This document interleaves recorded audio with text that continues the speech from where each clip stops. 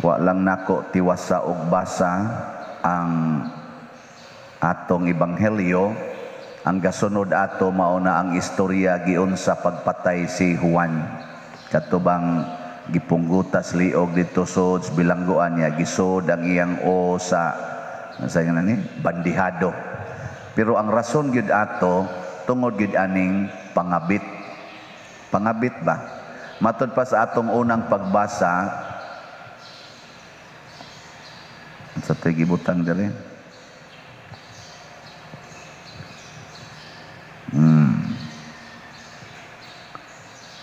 Angay pasidunggan sa tanan ang kaminyoon ug dili magmaluibon ang bana ug ang asawa. Hukban sa Dios kadtong makihilawasnon ug ang manapaw. Gusto lang kong mo-highlight ani kay usahay gud kining mga hingabitay kusog kay moingon mosabot rang Ginoo kinsa man say di makapangabit aning asawahan ning magsigi magyaw-yaw mura na magwa nay gugma nako mana ba or ang asawa ba kay moingon kinsa man say dili makapangabit aning banaha nga mamunog manako i-abuse man kog maayo nya di aman diri kusog ayong mo care nako makapangabit yun. Sa unsa na lay rason si Herodes ang iya yung gikabit asawa gyud siyang igsuon. Asawa siyang igsuon si Herodias, asawa man tong Felipe nga iyang igsuon. Muna si Juan nga magbubunyag nga maoy propeta atong panahona, sige gyud ingon ayaw lagi anang pangabit, sala lagi na. Gipreso siyang Herodes kay Herodes goy hari. Bisag dito sa presuhan, sige gyapong ingusuhan. Ayaw lagi ana. Muna si Jesus, consistent pud kay siya. Dili lang sa pagpangabit, tanang sala. Si Jesus sige gyud ingon biyae lagi nang sala. Biyae ginang sala. Giingnan siya sa mga makasasala.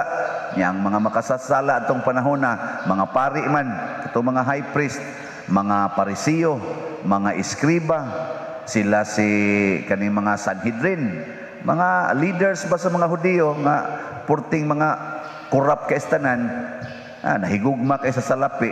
Gibutan ko diri, ayaw higugmaa ang salapi, igo lang ang naa ninyo. Gipatay si Jesus. Maura sa gyapoy gidangatan ni Juan nga magbubunyag. Nya nga ato sad karong kuan kaning martir si Agida or Saint Agatha ug ang uban pang mga martyrs mao gyapoy ilang gisangyaw, hunungan ang inyong sala, tuo mos Ginoo, ay napadayuna ang inyong mga sala. Gipatay gihapon. Kamo unsa may gisangyaw ninyo karon? Tutok wa mo nako unsay inyong gisangyaw. Basig-sige lang tag sangyaw, unsay panagang sa COVID, unsaon nga healthy gid ta, magsumba gid ta, sumba exercise gyud, magbike gyud ta aron di ta mak-COVID, kinahanglang healthy gyud ka, kani imna ning niya kay ang imong naong bata kaayo, mao ni buhatas imong buhok sa imong naong sa imong kilay. Kasagaran mo na itong gisangyaw nya diri sad sa pikas unsaon sad nga dagko jud kay ginansya, unsay mga investments karon nga kusog kay motubo imong kwarta hangtod mahurot na lang noon. Ganahan kita maminaw pero wa kayo'y ganahan maminaw inigingon hunungan ng imong pagpangabit, hunungan ng imong pagkasugarol, hunungan ng imong bisyo kanang suyop, hunungan ng sigig pamakak, hunungan ng imong pagkadao, ang imong pagkahakob kanang siging dumot anang imong silingan. Nya ingkana ra bang imong silingan imo ra ba nang igsuon? Nya sige mong lalis anang inyong kural diha, kanang inyong utlanan, kanang inyong kanal, kanang inyong agianan nga perting pitusa kay sige yung kanang hinagugay anang yuta. Tagay naglugar imong agianan dia pahatag tanan buangon kay na dias tanan kuralon ko na ako gunang yuta nya ilang na siya giyatak mabantok nang akong yuta. Mga buangon mong dagko ingon ka sige pader padayon na ginagsulti patay gyud ka na.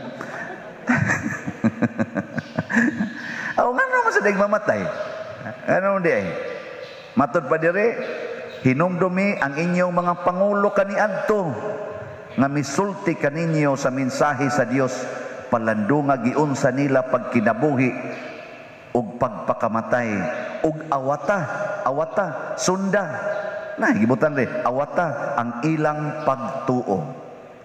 Ikaw mo karon mosunod mo sa mga pagtuo atong ato mga katigulangan sama Santa Agida, nilang Juan Bautista, nilang Jesus, gusto mong mosunod? Ito ba? Anya, nangural to sila silang balay. Nangangkon to giyuta. Nagsigitog padato. Oh. Sigitog pangabit. Wa. Nagsigito silang pamakak. Wa. Nya mo sunod mo. Hinay kay tingwa. Sunod. Ay, bawo ko, sige sa mong totok na ko. Nya ikaw pa din, sunod ka. Igo rasan mi mo pahiyom kami mga pare. Jesus, ang mga pare rabay nagpatay ni Jesus. Ang pare oy mga high priest kato sila sa Anas ug Caiphas. Mao biya to. Mao na kami mga pare usay, kami mo imupatay sa Ginoo. Kami mo imupatay sa pagtulunan sa Ginoo.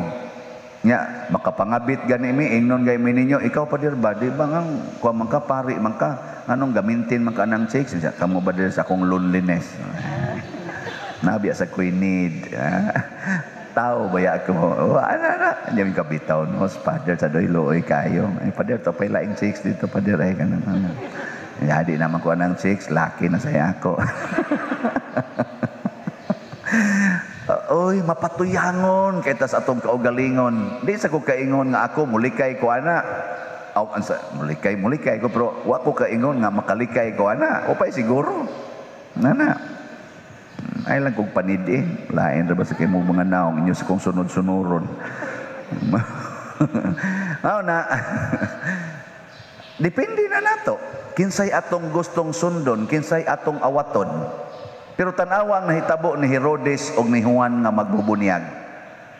Si Herodes naningkamot nga magmalinawon siya sa iyang sala. Iyang gipatay ang tao nga magsigig pahinumdom sa iyang sala. Nagmalinawon ba siya? Di gyud. So ang tao di ay makasasala, di gyud malinawon.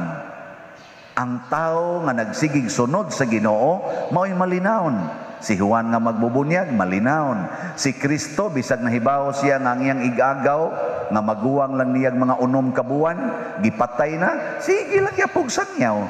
Nya paghuman siya na say gipatay. Nya nag-uol de Jesus nga gipatay siya, malinawon. Ang mahal nga birhen nga nagsigig sunod sa Ginoo, nagtan-aw siya siyang anak nga gipatay, malinawon. Ang atong mga martyrs nga gipangpatay tungod sa ilang pagsigig sangyaw sa pulong sa Ginoo, malinawon. Kisa may dili malinawon ang nagsigig lutos nila, ang nagsigig kalagot nila. Kana bitang mga taong magsigig kalagot. Sigig kalagot ba? Magsigig post diha sa Facebook. Ana, magsigig post o mga bati kayo nga mga comment ngadto sa ilang isig katao, apil na sa pare. Di man na sila malinawon. Oh, di gyud malinawon. Ana bitang moingon nako usahay papasahan ko ba na may nagsigig comment nako bati kistanan nya pasahan ko father ana ganing kuana ni Pader ha, pasensya lang gid ani. Hindi ka kita nako, ma-inspired jud ko nako. Anindota ani no. Iya man jong nahibaw-an hasta ang wa nako mahibaw is akong kaugalingon, nahibaw-an niya sa to pa 40 ginyang study mahitungod nako. Nako believe sa kuaning tawhan na kay iya jud kong gistudihan og mayo. Nakita gud niya hasta ang wa nako makita. Iya ko kung gihimuan og mga ngan nga dili gyud mao, gi-accuse ko niya sa mga buhat nga dili nako binuhatan. Anang may kay siya mo study. Di sa to pa wa gituron siya magmalinawon. Luoy kay to siya. Nya ako, oy di anak kong kulikta. Di anak ko Di anako ang honor, di anako ang oy lopig siya.